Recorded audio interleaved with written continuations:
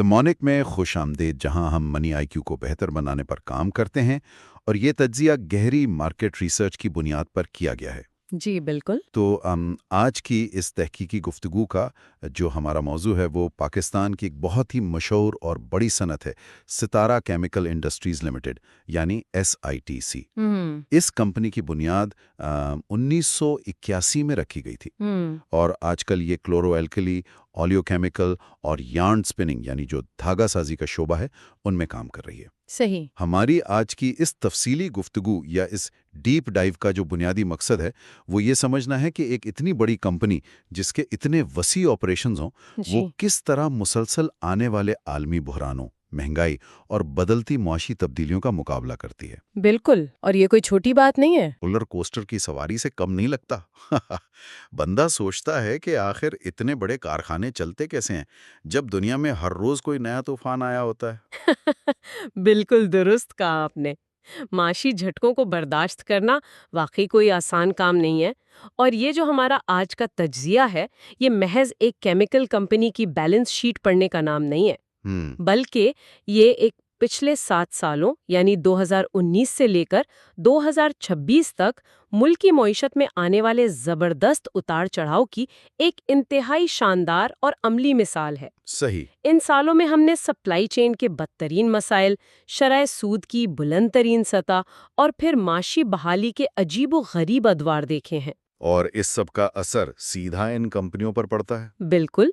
तो ये जायजा दरअसल हमें बताता है कि माशी पॉलिसीज और आलमी हालात किस तरह एक कॉरपोरेट इदारे के रोजमर्रा के फैसलों को बराह रास्त मुतासिर करते हैं। और इससे पहले कि हम मजीद गहराई में जाएं, मैं सुनने वालों को बता दूं कि इन केमिकल्स के नाम सुनकर परेशान होने की जरूरत नहीं है। बिल्कुल, नाम थोड़े मुश्किल हैं। जी, जैसे ये क्लोरआल्कली है, ये दरअसल एक ऐसा कीमियाई अमल है जिसमें नमक के पानी से बिजली गुजारकर बुनियादी केमिकल्स बनाए जाते हैं, जैसे कॉस्टिक सोडा। और ये कॉस्टिक सोडा साबुन बनाने, कपड़े की सनत और कागजी सनत की जान है, यानी रोजमर्रा की चीजें। बिल्कुल। इसी तरह ओलियोकेमिकल जो हैं, वो पौधों या जानवरों की चर्बी से निकलने वाले केमिकल्स हैं जो कॉस्मेटिक्स और डिटर्जेंट में इस्तेमाल होते हैं। मतलब ये कंपनी वो चीजें बनाती है जो हमारी रोजमर्रा जिंदगी की बिल्कुल बुनियादी जरूरत है। अच्छा, चलिए इसको समझते हैं। सबसे पहले बात करते हैं कि ये कंपनी आखिर है किसकी और इसका बुनियादी ढांचा क्या है। जी, ये बहुत दिलचस्प हिस्सा है। अगर हम जून 2025 तक के मार्केट डेटा को देखें तो SITC के कुल 21.429 मिलियन के लगभग शेयर्स मौजूद हैं। और ये शेयर्स 1805 मुख्तलिफ शेयर होल्डर्स के पास हैं। लेकिन यहाँ जो सबसे हैरत अंगीज बात है वो इनकी मुल्कियत का तनासुब है। बिल्कुल, जिसने वाकई मुझे थोड़ा सोचने पर मजबूर कर दिया, वो ये कि इन तमाम शेयर्स का तकरीबन 64.15% हिस्सा यानी निस्फ से भी कहीं ज्यादा बराह रास्त कंपनी के डायरेक्टर्स, CEO और उनके खानदान के पास है। सही। और इसके मुकाबले में आम आवाम या जो रिटेल सरमायाकार हैं उनके पास बमुश्किल 10.76% हिस्सा है। ये एक बहुत बड़ा और वाज़ेह फर्क है। इससे एक अहम सवाल पैदा होता है कि जब किसी कंपनी की अपनी इंतजामिया और बानियों का इतना बड़ा सरमाया यानी लगभग 64% इसी एक बिजनेस में लगा हो, तो उसका कंपनी के मुस्तकबिल और फैसलों पर क्या असर पड़ता है। बिल्कुल, क्या असर पड़ता है? मालियाती दुनिया में इसे स्किन इन द गेम कहा जाता है।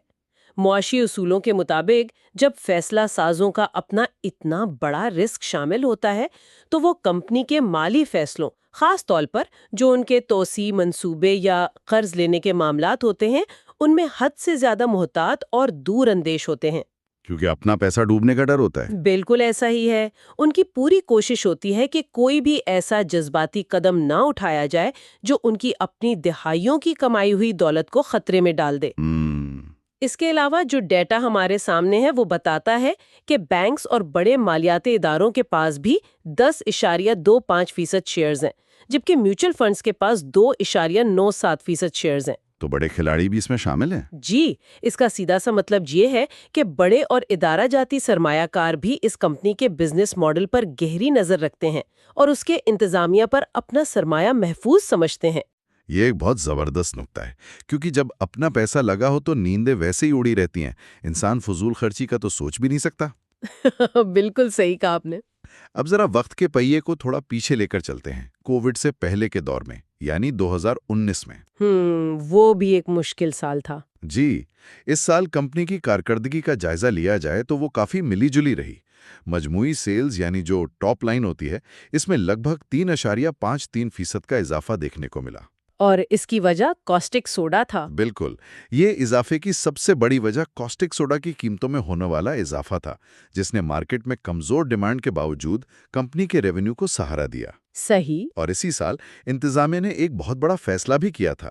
انہوں نے اپنی پیداواری صلاحیت بڑھانے کے لیے پرانی مشینری ہٹا کر اس کی جگہ نئی اور کافی مہنگی سوئس مشینری لگائی اور اپنے الیکٹرولائزر کو اپ گریڈ کیا۔ جو کہ ایک زبردست لانگ ٹرم انویسٹمنٹ تھی۔ بالکل، اس زبردست اقدام سے نہ صرف پیداواری صلاحیت میں روزانہ 20 میٹرک ٹن کا اضافہ ہوا، بلکہ بجلی کی مد میں بھی بڑی بچت شروع ہو گئی۔ لیکن اتنے اچھے اور جدید اقدامات کے باوجود نتیجہ کیا نکلا؟ کمپنی کا خالص منافع جو نیٹ پروفٹ تھا وہ 18.48% گر گیا۔ یہ بات بظاہر کافی حیران کن لگتی ہے کہ سیلز بڑھیں، مشینری نہیں آئی، بجلی کی بچت ہوئی، پھر بھی منافع کیوں گر گیا؟ اگر ہم اسے بڑی تصویر سے جوڑیں تو ہمیں 2019 کے مجموعی معاشی حالات کو سمجھنا ہوگا۔ وہ کیسے؟ اس وقت ملکی معیشت ویسے ہی شدید دباؤ کا شکار تھا۔ جی ڈی پی اور بڑی صنعتوں کی پیداوار یعنی لارج سکیل مینوفیکچرنگ دونوں میں تیزی سے کمی آ رہی تھی۔ دوسری طرف مہنگائی کا طوفان سر اٹھا رہا تھا اور روپے کی قدر مسلسل گر رہی تھی۔ اب ذرا سوچئے، جب روپیہ گر رہا ہو اور آپ یورپ سے مہنگی سوئس مشینری درآمد کر رہے ہوں تو لاگت تو خود بخود کتنی بڑھ جائے گی۔ ظاہر ہے امپورٹ بل آسمان پر چلا جائے گا۔ بالکل، روپے کی قدر گرنے سے نہ صرف خام مال کی درآمد مہنگی ہو گئی بلکہ توانائی کے نرخ بھی بڑھ گئے۔ پھر 2020 آ گیا، وہ سال جس نے پوری دنیا کو ہلا کر رکھ دیا۔ مطلب کووڈ-19 کی عالمی وبا نے دنیا کو اپنی لپیٹ میں لے لیا۔ جی، لاک ڈاؤنز لگ گئے۔ اچانک ہر طرف لاک ڈاؤن، کارخانے بند، طلب میں شدید کمی، معیشت کا پہیہ جام۔ اور اس عالمی لاک ڈاؤن کا ہولناک اثر اس کمپنی پر بھی پڑا۔ 2020 میں سیلز 7.13% گر گئیں۔ اور اصل مسئلہ تو کاسٹ کا تھا۔ بالکل، اصل درد سر اخراجات تھے۔ کمپنی کو توانائی کی شدید قلت کا سامنا تھا اور قدرتی گیس کے بجائے مکمل طور پر درآمدی اور انتہائی مہنگی RLNG استعمال کرنی پڑی، جو کہ بہت مہنگی پڑتی ہے۔ جی، اس مجبوری نے منافع کو ایسا ڈنک مارا کہ خالص منافع میں 66.26% کی خوفناک کمی آئی۔ یہ تو واقعی ہر بزنس کے لیے ایک ڈراونا خواب تھا۔ ڈراؤنا خواب ہی تھا۔ مطلب سوچئے کہ مال بک نہیں رہا اور فیکٹری چلانے کی لاگت آسمان پر ہے۔ بالکل ایسا ہی ہے۔ اور RLNG کوئی عام گیس تو ہوتی نہیں، یہ بحری جہازوں کے ذریعے آتی ہے، اس لیے مقامی گیس کے مقابلے میں بہت مہنگی پڑتی ہے۔ صحیح۔ ایسا لگ رہا تھا جیسے پوری انڈسٹری کو بریک لگ گئی ہو۔ تاہم معیشت میں ایک سائیکل دوبارہ گھومتا ہے۔ یہاں آ کر بات واقعی بہت دلچسپ ہو جاتی ہے، کیونکہ 2021 میں ایک کمال کی اور حیرت انگیز ریکوری دیکھنے میں آئی۔ وی شیپڈ ریکوری۔ بالکل، سیلز میں 25.37% کا شاندار اضافہ ہوا، لیکن جس چیز نے سب کو چونکا دیا وہ تھا خالص منافع، جس میں 351% کا ہوش ربا اچھال آیا۔ جی، یہ ایک بہت بڑا نمبر ہے۔ اس کی ایک بڑی وجہ تو بہتر آپریشنل کارکردگی تھی، لیکن کمپنی نے اپنے کچھ فکس اثاثے بھی فروخت کیے تھے، جس سے ہونے والی یکمشت آمدنی نے منافع کو آسمان پر پہنچا دیا۔ یہاں جو سب سے حیران کن بات ہے وہ یہ ہے کہ یہ معاشی بحالی اتنی تیزی سے آئی تھی کہ ماہرین بھی دنگ رہ گئے۔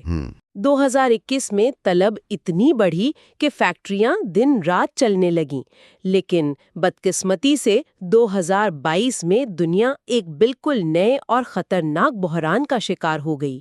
Global commodity super cycle? بالکل، عالمی منڈی میں کموڈٹی سپر سائیکل شروع ہو گیا اور ساتھ ہی روس اور یوکرین کی جنگ چھڑ گئی، جس نے سب کچھ درہم برہم کر دیا۔ جی، اس جنگ کے نتیجے میں تیل اور گیس کی قیمتیں اس حد تک بڑھ گئیں کہ 2022 میں اگرچہ SITC کی سیلز میں 46.27% کا سب سے بڑا اضافہ ریکارڈ کیا گیا، واہ، لیکن پیٹرولیم مصنوعات اور توانائی کی قیمتیں اتنی قاتل ثابت ہوئیں کہ خالص منافع 51.35% تک سکڑ گیا۔